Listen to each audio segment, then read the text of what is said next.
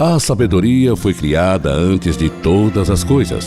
A inteligência prudente existe antes dos séculos. O Verbo de Deus nos céus é fonte de sabedoria. Seus caminhos são os mandamentos eternos. Olá, meu irmão, minha irmã. É com grande alegria que nós estamos juntos novamente para meditar a palavra de Deus. Nós vamos meditar hoje, na festa da Cátedra de São Pedro, o capítulo 16 do Evangelho de São Mateus, versículos de 13 a 19, e também vamos acrescentar os versículos 20, 21 e 22. Mas antes a nossa oração.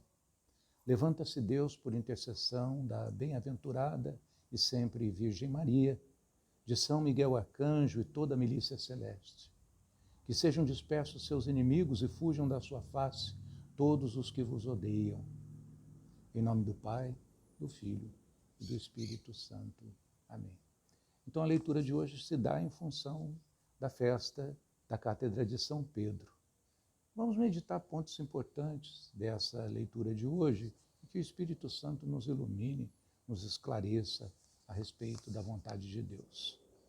Se Jesus perguntasse como ele fez naquele momento, falando com os apóstolos, se ele perguntasse para a nossa sociedade moderna, secularizada, por que não dizer até meio paganizada, se ele perguntasse no dizer do povo quem é o Filho do Homem, certamente nós ouviríamos absurdos, como por exemplo alguns dizendo que é um espírito superior, Gandhi ou Buda que ressuscitaram, um avatar, outros diriam que é o Mahdi, que é o Messias dos muçulmanos, enfim, talvez dissessem que é o grande arquiteto do universo e uma série de outras possíveis maluquices. Mas também no nosso meio católico, muita gente que frequenta cultos, seitas, filosofias, ritos e rituais das mais diversas naturezas, certamente diriam coisas que nos assustariam. Isso é só para nos situar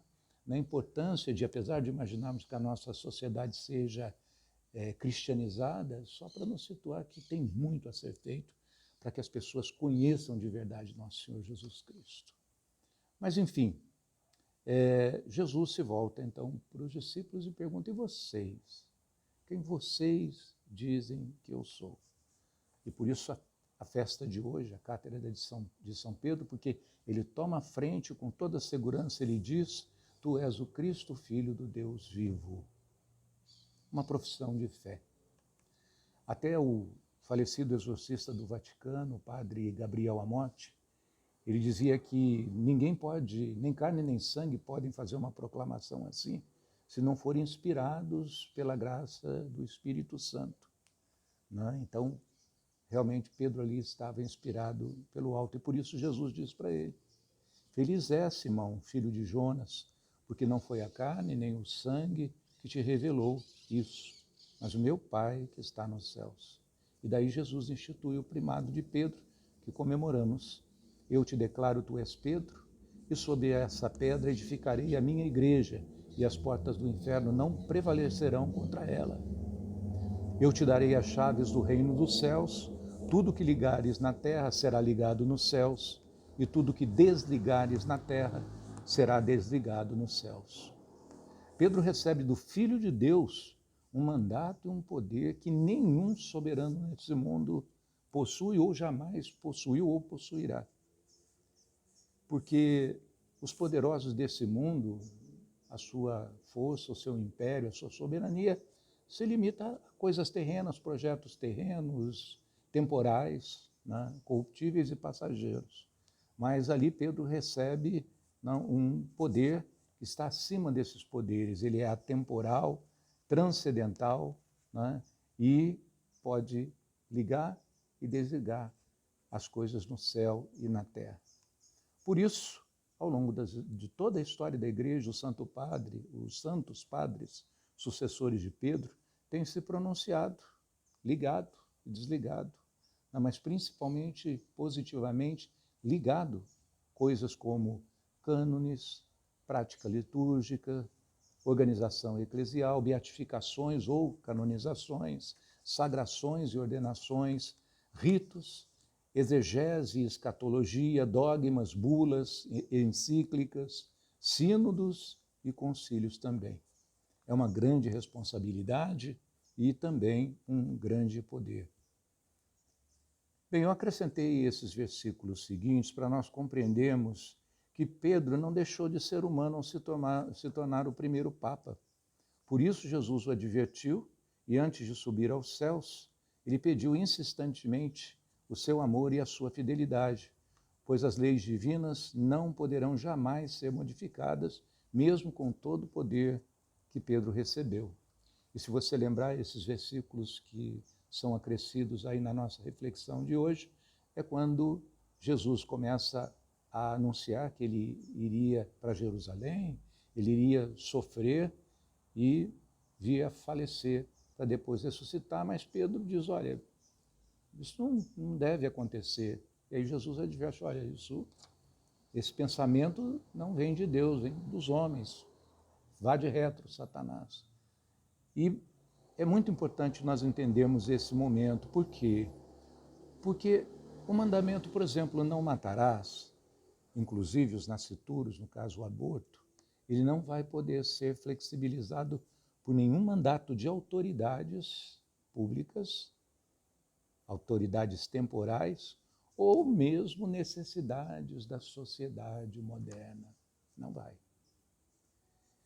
O casamento entre pessoas do mesmo sexo, que Deus lá no começo diz, né, os fez homem e mulher, não vai deixar de ser uma aberração. Esse casamento entre homem com homem, ou mulher com mulher, não vai deixar de ser aberração pela insistência de uma conferência episcopal, por exemplo, como aconteceu recentemente lá na Alemanha.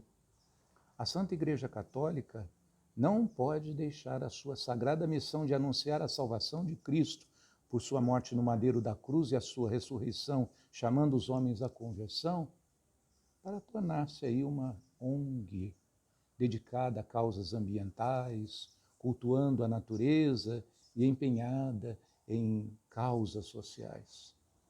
O modernismo, meu irmão, minha irmã, o progressismo, há muito tempo, vem cobrando da Cátedra de Pedro e da Igreja concessões e adaptações que ela jamais poderá admitir, em virtude da sua natureza, da sua missão e da sua finalidade transcendental. Nossa Senhora, os anjos e até os santos, muitos deles, nos pedem incessantemente que oremos pelo clero, pelos bispos e pelo Santo Padre, o Papa. Eu exorto a você, meu irmão, minha irmã, a empenhar-se para atender esses especiais pedidos dos céus e oferecer sacrifícios para a Santa Igreja, em unidade com o clero e o Papa, para que permaneçamos fiéis ao chamado original de Jesus, para que sustentemos o nosso testemunho autêntico de fé e que não nos percamos em desvios e altercações provocadas pelo maligno, pois nos advertiu o Papa Paulo VI, na homilia da festa de São Pedro e São Paulo, no 10º ano da abertura do Concílio Vaticano II. Ele disse, tenho a sensação de que por alguma fresta a fumaça de Satanás entrou no templo de Deus. É muito séria a nossa reflexão de hoje e por isso nós vamos fazer a oração específica pela Cátedra de Pedro, nesse dia em que a Igreja comemora desde o século IV essa festa da Cátedra de Pedro. E ela é assim, concedei, ó Deus Todo-Poderoso, que nada nos possa abalar, pois edificastes a vossa Igreja sobre aquela pedra que foi a profissão de fé do apóstolo Pedro. Por nosso Senhor Jesus Cristo, vosso Filho, na unidade do Espírito Santo. Amém. Deus te abençoe.